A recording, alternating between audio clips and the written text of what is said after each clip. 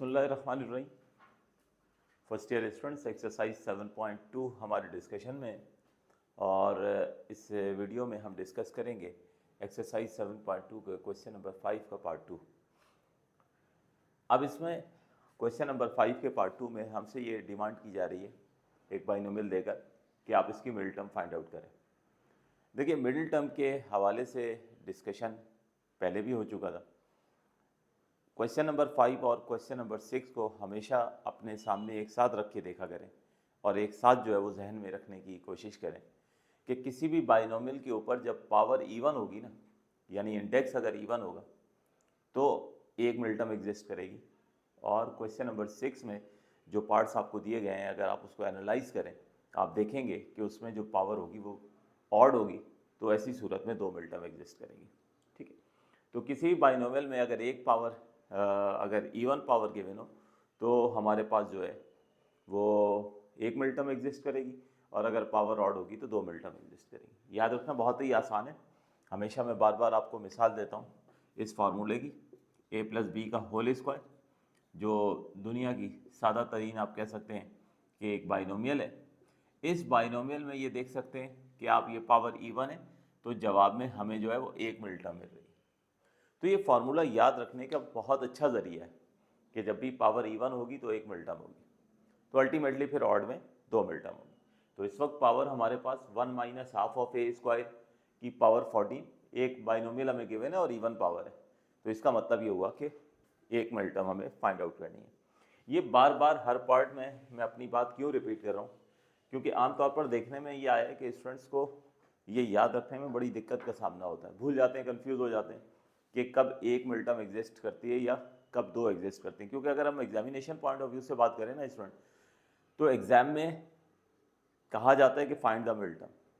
अब हमें बाइनोमियल की पावर को देखकर खुद डिसीजन करना होता है कि अगर पावर इवन होती है तो उसमें ज़ाहिर एक मिडिल टर्म एग्जिस्ट करती है, एक फाइंड आउट करनी है, और पावर अगर ऑड होती है तो दो मिडिल टर्म होती है, तो फिर दोनों फाइंड आउट करनी होगी। तो इस सूरत में अब कन्फ्यूजन अब आपको नहीं रहेगा। a plus B whole square का फार्मूले से जो लॉजिक मैंने आपको बता दिए, तो अब आप कभी भी भूलेंगे नहीं, और हमेशा जो है आप आसानी के साथ डिसीजन कर सकोगे कि कब एक मिडिल टर्म है या कब दो मिडिल टर्म है। तो यकीनन हमारे पास जो है यहाँ पर इसको फिर एक्सप्लेन कर दिया जाता है कि since the index of the binomial is even. देखो, हमारे पास जो बाइनोमियल गिवन है उसकी इंडेक्स, उसकी पावर इवन है, तो इसलिए एक मिडिल टर्म एग्जिस्ट करेगी। अब जब हमने इसको एक्सप्लेन कर दिया, लिख दिया कि एक मिडिल टर्म एग्जिस्ट करेगी, तो अब दूसरा मरहला होता है कि वो एक मिडिल टर्म की पोजीशन क्या है, किस पोजीशन पे है, फिफ्थ टर्म है, सिक्स टर्म है, सेवन्थ टर्म है। तो अगर पावर इवन होती है तो मिडिल टर्म कैसे आइडेंटिफाई करते हैं, तो मिडिल टर्म आइडेंटिफाई करने के लिए फार्मूला होता है n plus two upon two eight term, n plus two upon two eight term. इसमें आप n की वैल्यू रख दीजिए, यानी पावर रख दीजिए, जो कि इस वक्त 14 है, तो आपको पता चल जाएगा कि कौन सी टर्म जो है वो इसकी बाइनोमियल एक्सपेंशन में मिडिल टर्म होगी।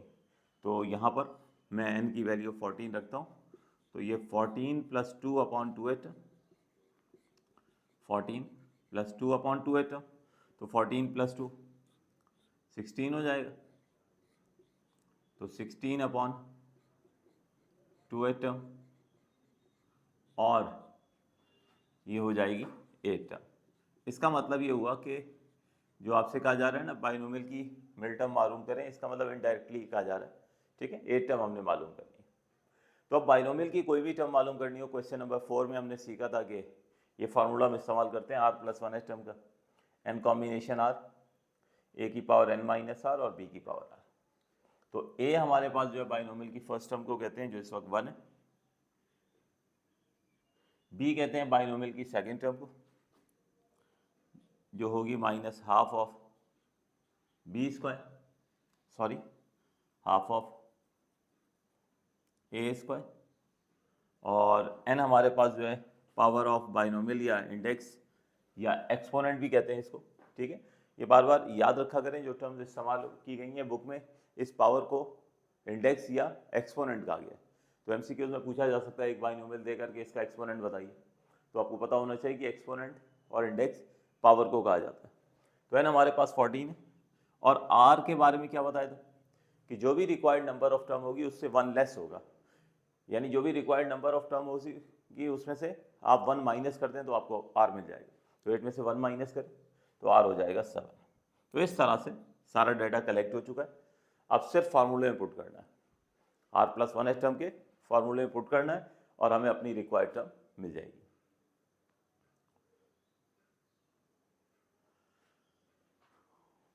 तो Tr+1 यानी T7+1, उसके बाद NCR, N की वैल्यू है 14, R की वैल्यू है 7, फिर 1 की पावर होगी 14 माइनस 7, क्योंकि A की पावर N माइनस R करनी है। तो 1 की पावर 14 माइनस 7 और फिर B की power R -1/2 A² to the power 7। तो ये इस तरह से हमने n कॉम्बिनेशन R, A की power N minus R, B की पावर R, ये डाटा पुट कर दिए। बस अब देख सकते हैं कि इसमें जस्ट कैलकुलेशन करनी है और हमें आंसर मिल जाएगा। तो T7+1 यानी T8, ठीक है, T8 यानी 8 टर्म होगी। T8 इसको नहीं पढ़ा जाता है जाहिर है, ठीक है। तो 8 टर्म है। अब 14 कॉम्बिनेशन 7, तो 14 कॉम्बिनेशन 7 फिलहाल हम कैलकुलेटर से कैलकुलेट कर लेते हैं, ठीक है। कैलकुलेटर ना हो तो आपके सामने मैंने फार्मूला लिख दिया, आप इस फार्मूले से भी कर सकते हैं, ऑलरेडी आपको सिखाया जा चुका है। तो 14 कॉम्बिनेशन 7 की वैल्यू अगर हम निकालेंगे तो ये 3432 आया। 1 की पावर 7 जो 1 ही हो जाना है, ये हमारे पास -12 की पावर 7 है, तो -1 पर पावर 7, 2 पर पावर 7 और A² पर पावर 7। अब इसके बाद -1 की पावर 7, इसने तो पूरी टर्म को साइन असाइन करनी है, पॉजिटिव होगी या नेगेटिव होगी, ठीक है। तो -1 की पावर 7 जो कि ऑड पावर है, तो ये -1 ही रहेगा। इस माइनस को मैंने यहाँ पर लिख दिया, ये 3432 हो गया। 1 की पावर 7 अब लिखने की ज़रूरत नहीं है, अपॉन 2 की पावर 7, ठीक है। यानी -1 की पावर 7 को सॉल्व किया तो जस्ट माइनस हो गया। 2 की पावर 7 को सॉल्व करें तो ये हो जाएगा 128, ठीक है। 1 की पावर 7 एज इट इज हो गया 1, और ये हो गया A की पावर 14, 7 to the 14। अब -3432 है, इसे 128 से, ठीक है, फ्रैक्शन है, सिंप्लीफाई करें तो ये आ जाएगा -429/16 A to the पावर 14, ठीक है। ये कैंसिल कर लीजिएगा, तो -429/16 A to the पावर 14। तो ये इस तरीके से स्टूडेंट हमें जो है वो इस बाइनोमियल की जो मिल टर्म है वो मिल जाएगी। तो आखिर में रिजल्ट ज़रूर मेंशन कर दिया करें कि therefore the mid term that is the 8 term, this will be equals to -429/16 A to the power 14। तो ये था स्टूडेंट क्वेश्चन नंबर 5 का पार्ट 2।